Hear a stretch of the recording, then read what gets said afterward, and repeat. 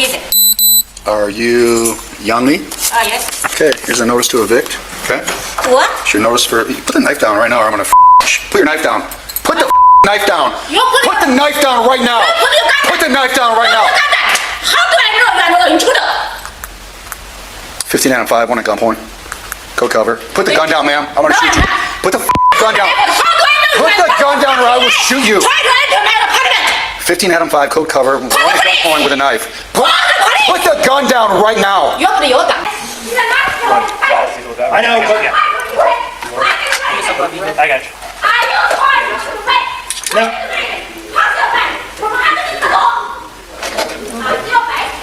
Okay.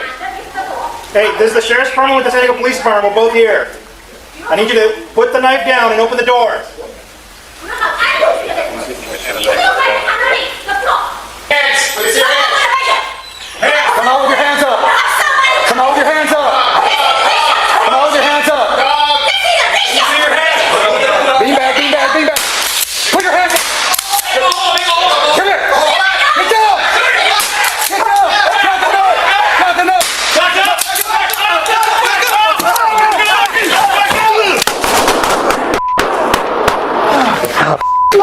I got stabbed!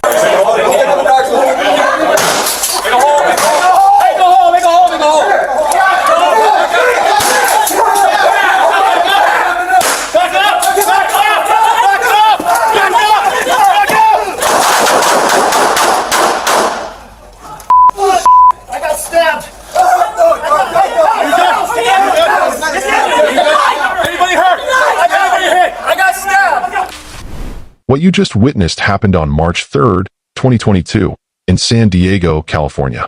A 45-minute standoff between law enforcement and a woman armed with a large chef's knife.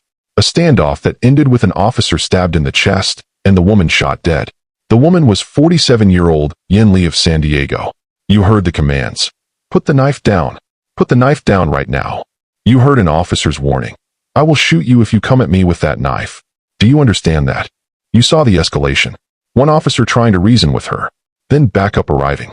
Deputies from the sheriff's department trying to communicate. Lee barricading herself inside her apartment. Officers attempting to negotiate for 45 minutes. Then the door breach. Officers entering. Chaos. Screaming. Commands to show hands. And then gunfire. Followed by the words every law enforcement officer dreads hearing on their radio. I got stabbed. Oh my God. According to the official San Diego Police Department report, officer was stabbed in the chest with a large chef's knife during the breach. Officers immediately returned fire. Yen Lee was struck at least once. She died at the scene. The officer who was stabbed was rushed to UCSD Medical Center. Fortunately, and this is critical, he survived. He was treated and released. But this incident raises urgent questions. Why were deputies serving civil paperwork? What escalated a routine legal process into a deadly confrontation? And how does a 45-minute negotiation end with an officer stabbed and a woman dead? Before we continue, if you want to understand the full story behind Bodycam footage, not just raw clips without explanation, subscribe to this channel right now. We don't just post Bodycam videos. We break them down. We give you the 911 calls that started it, the laws that apply, the investigation results, the outcomes for everyone involved. Our goal is to help you understand what really happened and why it happened, so you can form your own informed opinion. That's what sets this channel apart. Context, analysis, and the complete story. Hit that subscribe button now. Should officers have just left instead of breaching the door? Drop your answer below, asterisk asterisk. To understand this incident, we need to go back to why law enforcement was at Yen Lee's apartment in the first place. This wasn't a 911 call about a crime in progress. This wasn't officers responding to violence or threats. This was civil process service, the legal delivery of court documents. According to the official San Diego police report, at 12:38 p.m. on March 3, 2022, deputies from the San Diego Sheriff's Department Court Services Unit went to a residence in the 400 block of West Beech Street in San Diego. Their mission: serve civil process paperwork on a female resident, Yen Lee. What is civil process? Civil process service is when law enforcement delivers legal documents on behalf of the court system. This could be eviction notices, restraining orders, summons to appear in court, lawsuit notifications, divorce papers, small claims documents. The report doesn't specify what paperwork the deputies were serving on Lee, But civil process service is routine. Deputies do it constantly. It's usually uneventful. Knock on the door, hand over the documents, get a signature or document the delivery, and leave.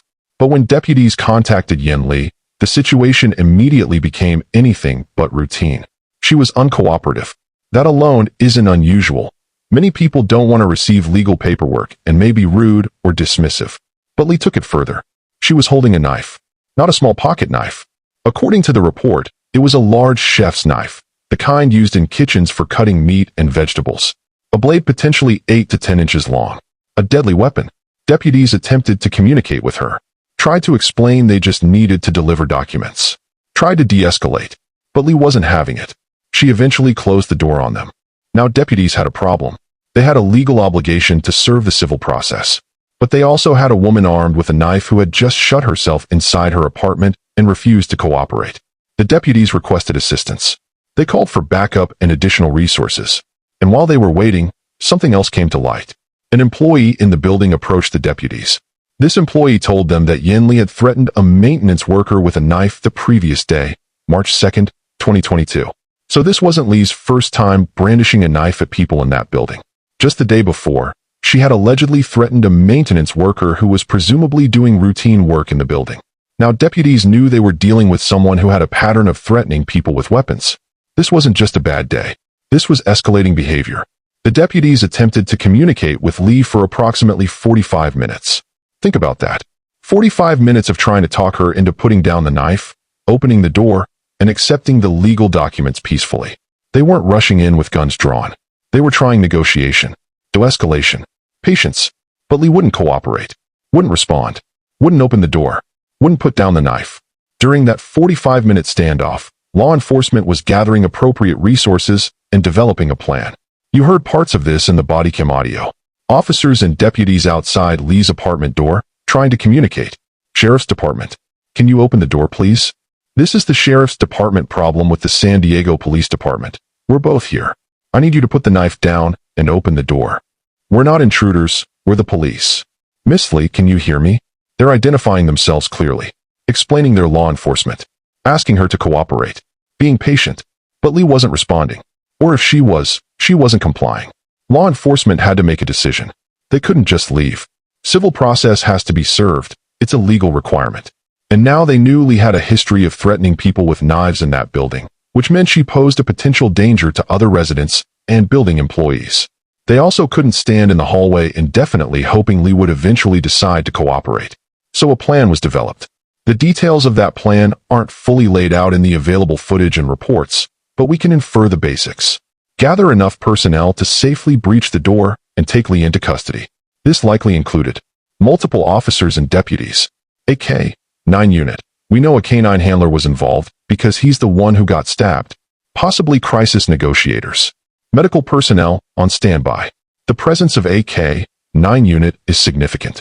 Police dogs are often used in situations like this because they can enter first, locate the suspect, and create a distraction that allows officers to move in more safely. The dog takes the initial risk instead of an officer. When everyone was in position and the plan was set, officers breached the door. The Bodycam captures the chaos of those moments. Show me your hands. Where are you at? Officers entering, searching, trying to locate Li in the apartment. Come out with your hands up. Come out with your hands up. Commands being shouted. Multiple voices. The sound of officers moving through the apartment. The tension is audible. Then it happens.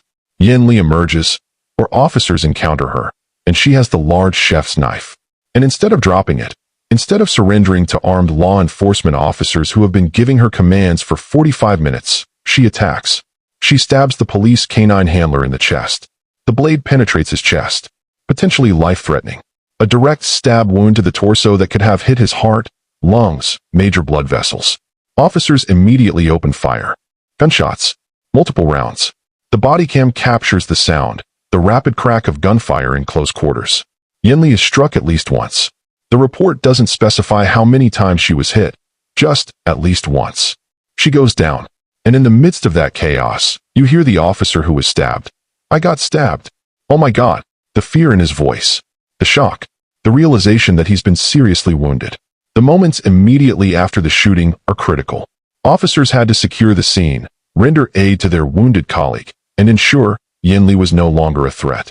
The bodycam audio captures officers checking on each other, calling for medical assistance, securing the knife as evidence. According to the official San Diego Police Department report, Yin Li died at the scene. She was pronounced dead there in her apartment, the same apartment where she had barricaded herself for 45 minutes rather than accept civil court documents. The officer who was stabbed, the canine handler whose name isn't released in the public report, was rushed to UCSD Medical Center. A stab wound to the chest is potentially fatal. The chest cavity contains the heart, lungs, major arteries, and veins. A knife penetrating that area can cause collapsed lung, punctured heart, severed blood vessels leading to rapid fatal blood loss, internal bleeding into the chest cavity. The fact that this officer survived is fortunate. Whether the knife missed vital organs by inches, whether his body armor provided some deflection, whether immediate medical care saved his life, we don't know the specifics. What we know is that he was treated and released from the hospital. Treated and released suggests his injuries, while serious, weren't permanently disabling or life-threatening once stabilized. But he was stabbed in the chest. He felt a blade penetrate his body. He experienced that terror and pain. And he'll carry that trauma, physical and psychological, for the rest of his life. Investigators from the San Diego Police Department's Homicide Unit were called to the scene. Standard procedure for officer-involved shootings. They document everything. Interview witnesses. Collect evidence. Reconstruct what happened. The investigation would have included the bodycam footage you just watched. The knife used by Li, recovered as evidence. Ballistics evidence showing which officers fired and where rounds struck. Medical records from the stabbed officer. Autopsy results for Yin Li. Statements from all officers and deputies present. Background on why civil process was being served. Investigation into the previous day's knife threat. From a legal standpoint, this shooting is almost certainly justified under California law and federal constitutional standards. Tennessee v. Garner and Graham v. Connor govern use of deadly force by police. Officers can use deadly force when they reasonably believe they or others face imminent threat of death or serious bodily injury. Yin Li stabbed an officer in the chest with a large knife. That's not potential threat. That's actual violence already committed. She had already seriously wounded one officer and was still armed with the knife.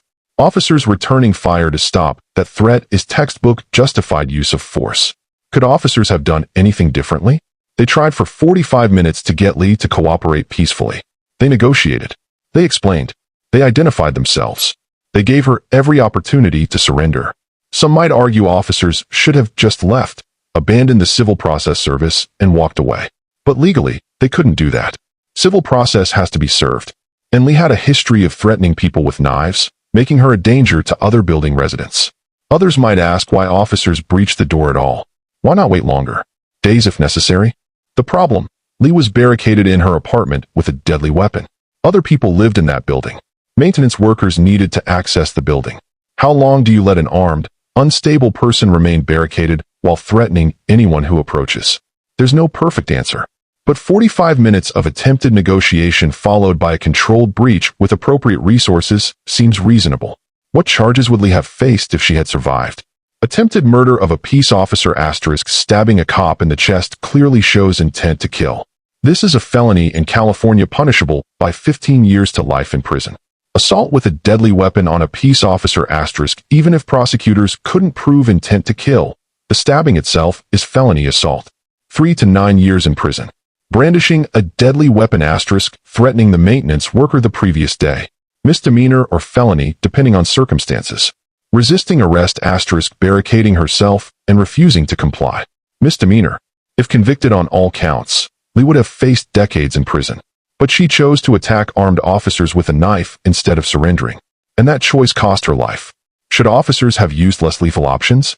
Some might ask, why not use a taser? Beanbag rounds? Pepper spray? The answer, Li had already stabbed an officer. She wasn't potentially dangerous, she was actively violent. When someone has just stabbed your colleague and is still armed with a knife, you don't experiment with less lethal options. You stop the threat with whatever force is necessary. The official reports don't provide much background on Yin Li. We know she was 47 years old. We know she lived in San Diego. We know she was the subject of civil process service, meaning she had some kind of legal matter requiring court notification. We don't know what the civil paperwork was for: eviction, lawsuit, restraining order. Whether she had mental health issues, whether she had prior criminal history, why she threatened the maintenance worker the day before, why she chose to attack officers rather than surrender. What we can infer, Lee was in some kind of crisis. Mentally stable people don't threaten maintenance workers with knives. They don't barricade themselves over civil paperwork. They don't stab police officers. Was Lee experiencing a mental health episode? Possibly. Was she on drugs? We don't know. Toxicology results aren't publicly available.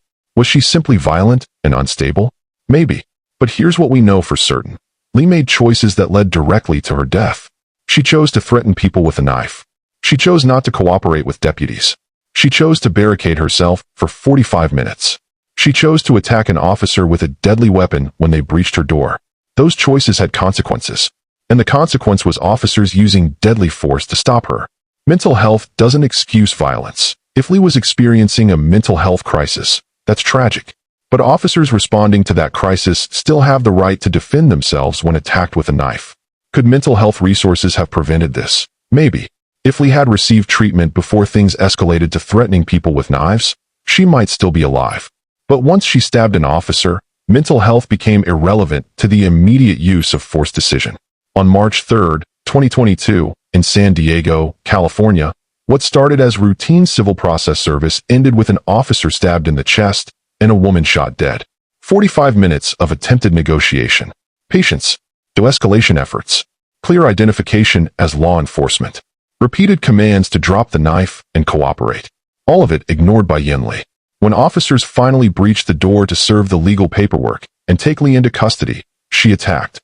She stabbed a police canine handler in the chest with a large chef's knife, a potentially fatal wound. Officers immediately returned fire. Lee was struck at least once. She died at the scene. The officer who was stabbed survived. He was treated at UCSD Medical Center and released. He's alive, but he carries the physical and psychological scars of being stabbed in the line of duty. The bodycam footage shows what happened. It shows officers trying everything they could to resolve this peacefully before resorting to force. It shows the chaos when the door was breached. It shows the split second when Lee attacked and officers had to defend themselves and their wounded colleague. This wasn't officers shooting someone for holding a knife. This was officers shooting someone who had just stabbed one of them and remained armed and dangerous. The use of force was justified. The investigation will almost certainly conclude that. And Yin Lee is responsible for the choices that led to her death. But we're still left with questions. Why did Lee make those choices? What was the civil paperwork about? Could anything have prevented this escalation? We may never have complete answers. What we have is the footage, the evidence, and one more case showing that refusing to cooperate with law enforcement and attacking officers with deadly weapons has deadly consequences. Do you think the shooting was justified? Could officers have handled this differently? Drop your answer in the comments below, ***. And if you want more real bodycam footage analyzed with complete context and honest breakdowns, subscribe to this channel. We show you what happened, explain the law, and let you decide. Thanks for watching. See you next time.